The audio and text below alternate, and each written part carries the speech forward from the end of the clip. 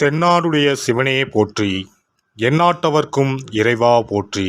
அனைத்து தமிழ் உள்ளங்களுக்கும் கனிவான வணக்கங்கள். நிகழும் ஸ்ரீ மங்களகரமான சோபகிருது ஆண்டு மாசி மாதம் 18ஆம் தேதி வெள்ளிக்கிழமை அன்று பஞ்சமி திதியில் சுவாதி நட்சத்திரத்தில் துருவ நாமயோகத்தில் தைத்தூலம் காரணத்தினில் அமிர்தயோகம் கூடிய நன்னாண்டில் இந்த சீர்மிகு மார்ச் மாதம் பிறக்கிறது.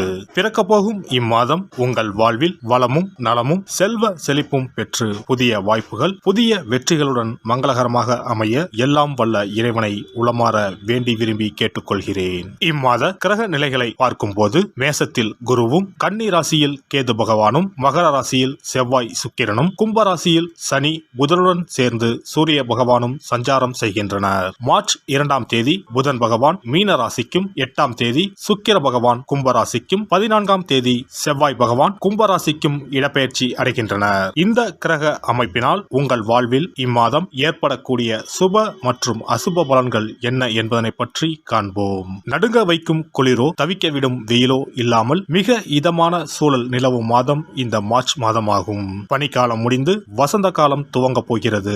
மாசி மாதத்தின் பிற்பகுதியும் பங்குனி மாதத்தின் முற்பகுதியும் இணையும் மாதம் இந்த மார்ச் மாதமாகும். கும்ப மாதமும் மீன மாதமும் இணைந்த இந்த மார்ச் மாதத்தில் பல திருப்பங்கள் உங்கள் வாழ்வில் நடைபெற உள்ளன. மிதுன ராசி அன்பர்களே, இம்மாத பொருளாதார வசதி திருப்தி தருவதாக இருக்கும். எதிரிகள் பணிந்து போவார்கள். ஆடை ஆபரணங்கள் சேரும் வாய்ப்பு உண்டாகும். சிலருக்கு புதிய வாகனம் வாங்கும் யோகம் உண்டு. ஆனால் உடல் ஆரோக்கியத்தில் கவனம் தேவை. மற்றபடி வசதி வாய்ப்புகளுக்கு குறைவு இருக்காது. உங்களுக்கு ஏற்பட்டிருந்த அவப்பெயர் விலகும். குடும்பத்தில் மனைவி மற்றும் மகளின் ஆலோசனையை கேட்டு செயல்படுவது நல்லது. பிள்ளைகளால் ஏற்படும் தர்ம சங்கடமான நிலைமைகளை சமாளிக்க வேண்டிய சூழ்நிலை ஏற்படக்கூடும். தந்தை வழியில் எதிர்பார்த்த காரியங்கள் முடிவதில் தடை தாமதங்கள் ஏற்படும். அவருடன் மனக்கசப்பு ஏற்பட வாய்ப்பு உள்ளது. தந்தையை அனுசரித்து செல்வது நல்லது. அடிப்படை வசதிகளை ஏற்படுத்திக் கொள்வீர்கள். நவீன ரக மின்சார மின்னணு சாதனங்களை வாங்குவீர்கள். உறவினர்களால் அனுகூலம் ஏற்படும் என்றாலும் சில பிரச்சனைகளும் ஏற்படக்கூடும். சகோதரிகளின் அன்பும் ஆதரவும் உங்களுக்கு மகிழ்ச்சி தரும். தாய்மாமன் வகை உறவுகளால் சில தர்ம சங்கடமான சூழ்நிலை ஏற்படும். அலுவலகத்தில் பணிச்சுமை அதிகரிக்கும். எதிர்பார்த்த சலுகைகள் கிடைப்பதில் தடை தாமதங்கள் ஏற்படக்கூடும். சக ஊழியர்களிடம் போதுமான ஒத்துழைப்பு கிடைக்காது. மேல் அதிகாரிகளை அனுசரித்து செல்வது எதிர்காலத்துக்கு நல்லது. தொழில் மற்றும் வியாபாரத்தில் எவ்வளவு உழைக்கிறீர்களோ அவ்வளவுக்கு லாபம் கிடைக்கும். பற்று வரவு சுமூகமாக நடைபெறும். மறைமுக போட்டிகளை முறியடிப்பீர்கள். சக வியாபாரிகளுடன் இணக்கமாக பழகுவது நல்லது. குடும்பத்தை நிர்வகிக்கும் பெண்களுக்கு சற்று சிரமம் தரும் மாதமாகவே இருக்கும். ஆனாலும் பெரிய அளவில் பாதிப்பு எதுவும் இருக்காது. அலுவலகத்துக்கு செல்லும் பெண்களுக்கு அலுவலகத்தில் பணிச்சுமை அதிகரிக்கும்.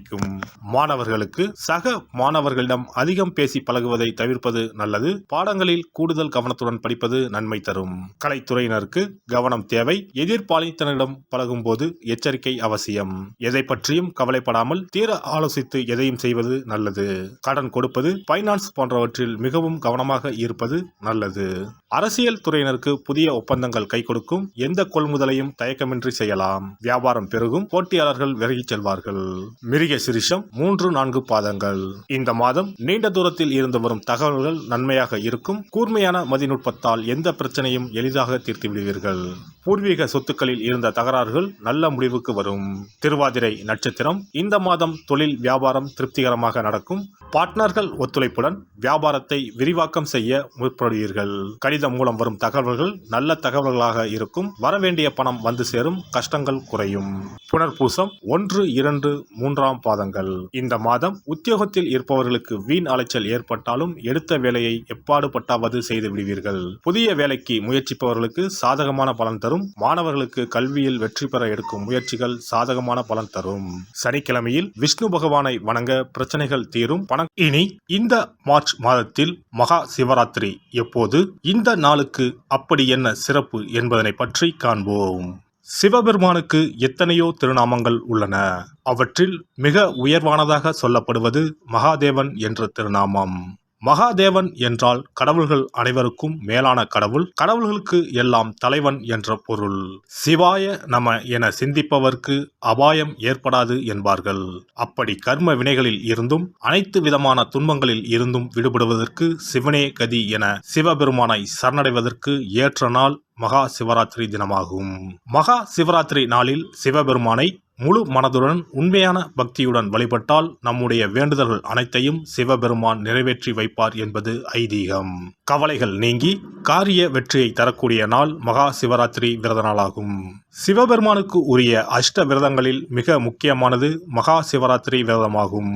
சிவபெருமானின் அருளை பெறுவதற்குரிய மிக உன்னதமான புண்ணிய நாளாகும். ஒவ்வொரு மாதமும் தேய்பிறை சதுர்த்தசி திதியில் வருவதை மாத சிவராத்திரி என்றும், மாசி மாதம் தேய்பிறை சதுர்த்தசியில் வருவதை மகா சிவராத்திரி என்றும் கொண்டாடுகிறோம். நாடு முழுவதும் சிவ பக்தர்களால் கோலாகலமாக கொண்டாடப்படும் விழாக்களில் மகா சிவராத்திரி விழாவும் ஒன்று. இந்துக்களின் மிக முக்கியமான விரத நாட்களில் இதுவும் ஒன்று. முப்பெரும் தேவர்களில் ஒருவரான சிவபெருமானுக்குரிய ராத்திரியாக சிவராத்திரி கொண்டாடப்படுகிறது. இந்த ஆண்டு மகா சிவராத்திரி விழா மார்ச் 8ஆம் தேதி கொண்டாடப்பட உள்ளது. அன்று இரவு 8:20 மணிக்கு துவங்கி மார்ச் 9ஆம் தேதி மாலை 6 மணி வரை சதுர்த்தசி திதி உள்ளது. இதனால் மார்ச் 8ஆம் தேதி இரவு 8:30 மணிக்கு பிறகே சிவராத்திரி பூஜையை துவங்க வேண்டும். சூரிய பகவான் கும்பராசியில் பயணம் செய்யும் மாசி மாதத்தில் தேய்பிறை சதுர்த்தி நாளில் முதல் நாள் மாலை துவங்கி அடுத்த நாள் காலை வரை சிவனுக்கு தொடர்ந்து 4 கால பூஜைகள் செய்யப்படும். சிவராத்திரி அன்று இரவு முழுவதும் கண் விழித்து சிவ வழிபாடு செய்து அபிஷேகம், ருத்ராபிஷேகம் செய்து சிவ மந்திரங்களை உச்சரித்து சிவனின் அருளை வேண்டி பிரார்த்தனை செய்ய வேண்டும். ஆன்மீகத்தில் உயர்ந்த நிலையை அடைவதற்கும், துன்பங்கள் மற்றும் பாவங்களில் இருந்து விடுபட்டு மோட்சத்தை அடைவதற்கும் ஏற்ற நாள் இதுவாகும். மகா சிவராத்திரி அன்று அதிகாலையில் எழுந்து புனித நீராடி வீட்டை சுத்தம் செய்து பூஜை அறையில் விளக்கேற்றி வைக்க வேண்டும். பிறகு மாலையில் சிவன் கோவிலுக்கு சென்று அங்கு நடக்கும் அபிஷேகம் பூஜைகளில் கலந்து கொள்ள வேண்டும். அன்று சிவலிங்கத்திற்கு பஞ்சாமிர்த அபிஷேகம் செய்வதும் வில்வ அர்ச்சனை செய்வதும் மிக சிறப்பானதாகும். மகா சிவராத்திரி நாளில் எத்தனை முறை முடியுமோ அத்தனை முறை பஞ்சாட்சர மந்திரமான ஓம் நம சிவாய மந்திரத்தை உச்சரிக்க வேண்டும். இது தவிர சிவபுராணம் பாராயணம் செய்வது மிகவும் சிறப்பானதாகும். இந்த நாளில் ருத்ராபிஷேகம் செய்வதும் கோவில்களில் நடக்கும் ருத்ராபிஷேகத்தில் கலந்து கொள்வதும் மிகவும் சிறப்பானதாகும். இந்த முறையில் மகா சிவராத்திரி விரதம் இருந்தால் முந்தைய 3 பிறவிகளில் செய்த பாவங்கள் நீங்கும். மனக்கவலைகள், நோய்கள், வறுமை நிலை ஆகியன நீங்கும். அதோடு வாழ்வில் அனைத்து விதமான இன்பங்களும் உயர்வும் கிடைக்கும். நாம் செய்யும் வழிபாடு, பூஜை ஆகியவற்றிற்கு 2 மடங்கு பலனை தரக்கூடியது மகா சிவராத்திரி விரதமாகும். சிவபெருமானை வணங்குவதற்கும் அவரின் அருளை பெறுவதற்குமே அவருடைய ஆசி இருந்தால்தான் முடியும். அதனால்தான் அவன் அருளாலே அவன் தாள் பணிந்து என்ற அற்புதமான வாசகத்தின் மூலம் நாம் அறிய முடிகிறது. சிவ அருளை பெற வேண்டும் எனில் அது அத்தனை சுலபமான காரியம் கிடையாது. சிந்தையிலும் செயலிலும் சிவனையே நினைத்து ஒவ்வொரு காரியத்தையும் செய்ய வேண்டும். அப்பேற்பட்ட சிவபெருமானின் அருளை பெற எளிமையான ஒரு நாளை பற்றித்தான் இப்பொழுது நாம் தெரிந்து கொண்டோம். எல்லாம் வல்ல இறையருளால் நீங்களும் உங்கள் அன்பு குடும்பமும் உடல் நலம், நீலாயுள், நிறை செல்வம், உயர் புகழ், மெய்ஞானம் ஓங்கி வாழ்க வளமுடன். இந்த வீடியோ உங்களுக்கு பிடிச்சிருந்தா லைக் பண்ணுங்க, ஷேர் பண்ணுங்க அண்ட் சப்ஸ்கிரைப் பண்ணுங்க. பக்கத்துல இருக்க பெல் ஐகானை கிளிக் பண்ணுங்க. நன்றி, வணக்கம், வாழ்க வளமுடன்.